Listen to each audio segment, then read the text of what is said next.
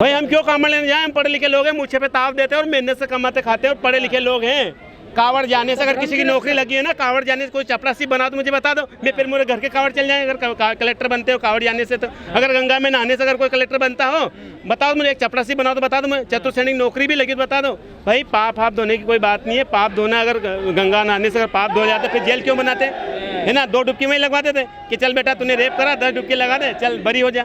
सब बातें हमें अनपढ़ लोगों को बताने के लिए, धर्म के नाम से उलझाने के लिए रखी गई है। हम जब युवा देश में आगे बढ़ता है, रोजी रोटी के लिए मांग करता है, तो उसको धर्म के नाम से उलझा देते हैं कि धर्म खतरे में, राष्ट्र खतरे में। भैया कोई राष्ट्र खतरे में नहीं, नेताओं की कुर्सी खतरे में। वो सबसे ज़्यादा देश में नहीं बंटाढार करा मीडिया ने करा। भले आपको गुस्सा लग जाना भैया, क्योंकि दिन रात मीडिया मोदी मोदी मोदी ऐसा करते हैं और सारी अरे ऐसी बकवास करते हैं। टीवी खोलो तो मोदी, बंद करो तो मोदी।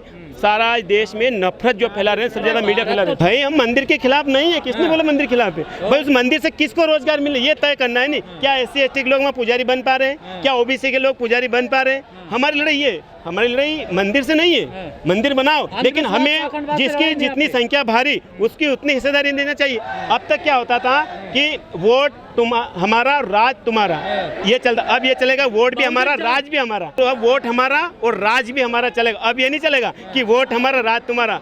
अब तो है ना हम कुर्सी पर उठा, और ये लोग है ना, हमें कांग्रेस बीजेपी वाले, कभी बीजेपी ने हमारा नाम दिया दलित और कांग्रेस ने हरिजन दिया। अरे अब ये लोग जाग चुके हैं, कसम से। जो हरिजन जो कहते हैं ना, उसकी जबान हलक से खींच के बाहर कर देंगे। अब ये लोग बाबा साहब के लोग हैं, उद्धम सिंह को मानने वाले लोग हैं। आपको पता है ना उद्धम सिंह कैसे थे? नहीं बज रहा, विदेश में जाते तो बोलते मैं भूत की नगरी से आया हूँ। क्या बोलते? मैं गौतम भूत की नगरी से आया हूँ। क्यों? कि वहाँ से उसके चक्कर में उधार मिल जाए, है ना? मोदी जी अब ये युवा जान चुका है।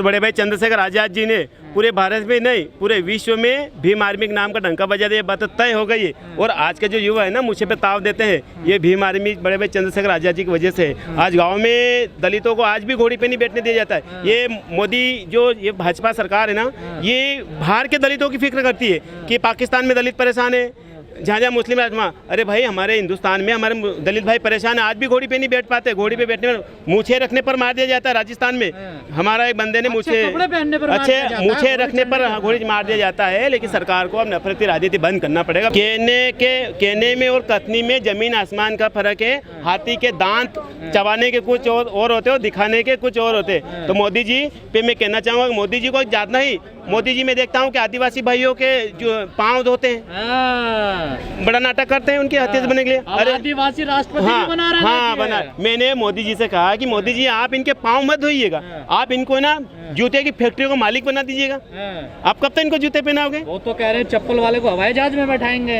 अरे साहब रेल में नहीं बैठ पाया हम, आए तो हमारे किराया बढ़ गया। भाई साहब देखो, मैं खुद हवाई जहाज मिल नहीं रही है, महंगाई वाला इतना बढ़ चुका है। पेट्रोल डीजल खाने का तेल 150 रुपये किलो हो चुका है। कहाँ पर कोई राष्ट्र हित में नहीं है। यहाँ मैं बता दूं आपको कि देश का धर्म खतरे में नहीं है, नेताओं की कुर्सी खतरे में है। क्या है? नेताओं की कुर्सी खतरे में। आप बताएं कि चिल्ला कहते हैं कि हिंदू धर्म खतरे में। अरे बताओ भाई कौन सा खतरे में? जब मुसलमानों ने देश में 1200 वर्ष तक राज करा, जब खतरे में। अब तुम हिंदू राष्ट्रपति हिंदू, प्रधानमंत्री Hindu, CM Hindu, deputy CM Hindu, collector SP IG DM PM सब हिंदू होते हुए फिर हिंदू धर्म खतरे में कैसे है भैया? ये झूठ बोलते हैं, नफरत फैलाते हैं, गाय और गोबर के नाम से राजनीति का तुल जाते हैं हमारे। मीडिया तो दिन रात दिखा रहा है। मीडिया तो दिखाएगा ना। आप देखो कि राष्ट्रीय सेना के जो प्रमुख डोभाल साहब का बेटा कहाँ है?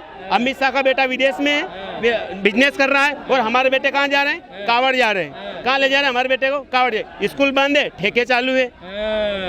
बताओ ना, क्योंकि पढ़ेगा इंडिया तो बढ़ेगा इंडिया। तो सबसे पहले इन्होंने शिक्षा के रूप में, भाई वही हुआ ना जो मनुष्य में हुआ। अरे राम को किससे नफरत? बताओ कोई राम, अरे राम को किसी से नफरत नहीं। राम को सब नहीं, राम को सब आदर्श से मानते हैं, राम को सब। लेकिन कुछ राम के भगत बाबा साहब को आदर्श नहीं मानते। जब राम है तो राम तो हम भी मानते। कौन बोल, किसने बोला राम नहीं मानते? लेकिन आप विदेश में जाके बोलते हो हम तो बुद्ध को मानते हैं, वहाँ भी बोलो ना हम तो राम के देश के लोग हैं। वहाँ नहीं बोलते। क्यों नहीं बोलते आगे? बस वहाँ नहीं बोलते। जैसी हवा चले ऐसा तरह मान लेते हैं। हमारे गांव में कहावत, जैसी हवा चले ऐसा तरह लगा देते हैं वो लोग। पर मोदी जी का तोड़ तो है नहीं किसी। मोदी जी का तोड़ अब चंद्रशेखर भाई की भीम आर्मी देने के लिए तैयार हो चुकी है। जब तो वो बोलते हैं मोहन भागवत जी भी कि भीम आर्मी को रोकने के लिए गांव-गांव जाना पड़ेगा, घर-घर जाना पड़ेगा। क्यों भाई, भीम आर्मी से क्यों नफरत है? क्योंकि भीम आर्मी स्वाभिमान की लड़ाई लड़ती है, भीम आर्मी अत्याचार अन्याय की लड़ाई लड़ती है, और भीम आर्मी किसी जाति धर्म देख के लड़ाई नहीं लड़ती। अगर मेरी एससी समाज की महिला के साथ भी अगर कोई गलत काम हुआ नहीं, अगर राजपूत समाज की स्वर्ण समाज की महिला के साथ भी कोई घटना घटी है तो उतनी दमदारी के साथ लड़ेगा जितनी हम महिला हमें समझ। आपको मालूम है जिस ओर जवानी चलती है उस ओर जमाना चलता। हमें आए कितने साल हुए? 7 वर्ष हुए। कितने वर्ष भाई? हम तो अभी प्लेटफॉर्म में तैयार करी है। अभी हमने क्या बंजर भूमि थी, अब हमने तैयार कर लिया और आने वाले समय में निश्चित हम चंद्रशेखर भाई बड़े भाई के नेतृत्व में पूरे देश में डंका बजाएंगे। चंद्रशेखर भाई और अखिलेश जी भी हमारे ओबीसी वर्ग के साथ हैं। वो चाहते थे कि देश का बंटाढार होने से रोके। चंद्रशेखर भाई का ये मकसद था कि जो देश में जो अब क्या टुकड़े टुकड़े बटे थे तो हम बन नहीं पाए, तो चंद्रशेखर भाई इसलिए गए थे कि यार हम आपके खून है, आप हमारे साथ और हम आपके साथ मिलकर, जो आपको दर्द है वो हमें दर्द है, हम साथ मिलकर लड़े। भाई जब हमारी मान सम्मान, बाबा साहब ने क्या कहा कि खुद की स्वयं की रक्षा के लिए भी हमें जब हमारा उपाधि है सेल्फ डिफेंस कानून का अधिकार है। जब हमारे मान सम्मान और माँ बहनों पर अत्याचार होगा तो हम चुप नहीं बैठे, चूड़ी उड़ी पहन के नहीं बैठेंगे। उस समय बाबा साहब ने हमें कलम दिया है तो एक तलवार भी दी उठाने के लिए मजबूर हो जाएंगे। हाँ, इसलिए दलितों को क्या है कि कुछ पार्टियों ने तितर बना रखा है ना।